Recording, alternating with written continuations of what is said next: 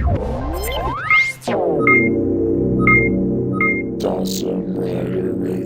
YouTube, this is Dawson Rider here with a review of SIC Kiwami Tamashii Kamen Rider Decade from Kamen Rider Decade. You guessed it, I mean, I can't even believe it.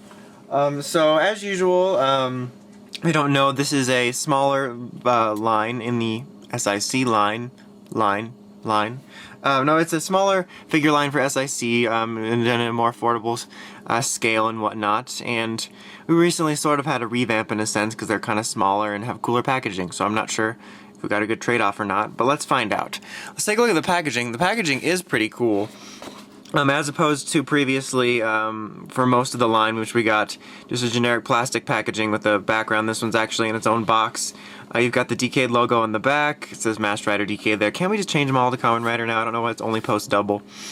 It's primarily black. You kind of got this reddish barcode going on. Picture the figure up on top. Is my light on? Let me check. Okay, there it is. Name again on the back shows you like various poses and things you can do with it. But overall, it's a pretty neat little packaging. As for what you get with it, you get a decent little amount of accessories. You get about 3 different sets of fists. You have the closed fists, which are on him when you get him. You have these kind of just relaxed hands here. And then you get holding weapon hands, one of which I actually have on him. And then you also get a alternate head for Violent Emotion Decade. So it's like his angry face. It's like he puts on his angry eyes, like Mr. Potato Head. You can see there. Show putting that on in a minute, it's pretty easy. And then you get the Ride Booker, his signature weapon, which holds his cards and transforms into a gun weapon and a sword weapon. So as you can see here, it's supposed to be just regular Ride Booker mode. This should probably go in a little bit more. And it's got this little peg which will go on the side of him there. And then this part here pulls out, so you can switch it out for the alternate ports. See here, you push this one in and you got its gun mode. And then this one here, you place in there. Oops. There you go. Got it in the wrong way. And then you take this sword piece that you get with it and put it in the other end. That's what she said. And you get it in sword mode. So that's pretty cool.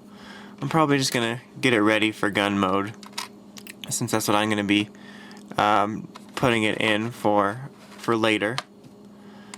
So yeah, that's cool. You have the different little handles to switch out. It's not like transformable or anything, but it is switch outable. That's a word. And then you get a little tiny Tamashii stage that's all pink and it says Decade on it. It's a pretty cool looking stage. I just, like I said in many reviews, I'm not really a fan of these. And you get like a miniature version of this thing here. So that's neat. So anyhow, let's go ahead and we'll take a look at the figure itself. Look-wise, it's pretty much, like, I don't want to say spot on because I might be wrong, but it's pretty much the same exact design as the regular scale SIC Decade that released a while back. Here you got his face. Basically, I feel like this style is just Decade but melted. I mean, all the details are fine on it. I think it looks pretty decent. The green compound eyes look good. I think they contrast well off the pink and the black. I think the head sculpt looks good. They did a good job on it. It's not my favorite design, but the head sculpt's good.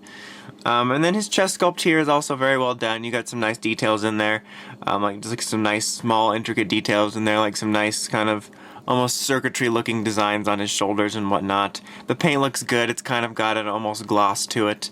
Looks pretty good. The DK driver looks good as well. You got like this little compound thing in the middle. All the little buttons are painted on the side. It looks good. It doesn't open or anything like that. His arms are arms. You got his legs down here. Once again, you got some nice little attention to detail down here for his design. I guess they gave him a little more of a cyber design, I guess. I'm not really sure what they were going for, but the design choices do look good. And the paint job all looks good and all that stuff. Articulation-wise, you do have a 360 little ball joint thing up here. It's pretty hindered by this underneath shoulder pad here and then this larger one. So you have a hard time getting up-range movement. You got is it a single or double? I think it's a single joint. It could be double, but it's really, no, this is DK, not double, sorry. It's really hindered by like hitting against this. And then you have swiveling here at the fist and then swiveling here. You've got a nice joint here at his leg. It is, once again, a bit hindered by this plastic piece, tends to clash with this piece here. Then you have a double knee joint here, swiveling. You got it swiveling at the foot, no toe action, but his feet can move back and forth. And then his waist here, it does move around a little bit. It's actually more like at the chest. It's not like a figure art where you would have this portion move and this portion. It's only the chest waist portion. Yeah, that made sense. And then just a 360 head joint. You can move it around, remove it, up and down, all around good movement for it. Other than, I just already showed the, whatchamacallit, the ride booker. You can switch out the heads. It's actually really easy. You pull it off and you'll see it's on a little square peg. And that's just really nice, just because I'm so used to dealing with the figure arts ones where sometimes it's hard to line up, and it's nice to actually get one that's easy. So that looks pretty cool. You can see there's his more angry eyes. Not sure which one I'll keep on, but I'll probably keep the regular one on just for this moment. But so yeah, it makes it a little difficult sometimes when you're moving around the head. It'll sometimes come off easily. But other than that, I like the joint choice to make it a little bit easier to switch heads out. Especially, I can see why they did it, because if you're dealing with a much smaller joint, then there's more of a chance of you breaking it if you're trying to force it, especially me. Because those joints sometimes can be tricky, especially when you can't see what you're doing. But so overall, this is a really solid figure. This DK's design in general isn't one of my favorites, but and the SIC style isn't one of my favorites. But other than that, it's a solid figure. Like, all the paint looks good on it. The design details are good on it. They're not quite as intricate as others, just because he doesn't have as intricate of a design as some of the other rider figures. But yeah, like I said, the paint looks good. The articulation's good. No loose joints. He pretty much comes with everything he needs to. He's got an alternate head. He's overall just a very solid figure, and if you're a Decade fan, I could see recommending him for your Decade collection, and it's definitely a cheaper alternative to picking up the larger, more expensive version. So yeah, I can recommend it if you're a Decade fan. It's a very solid Kiwami Tamashii release.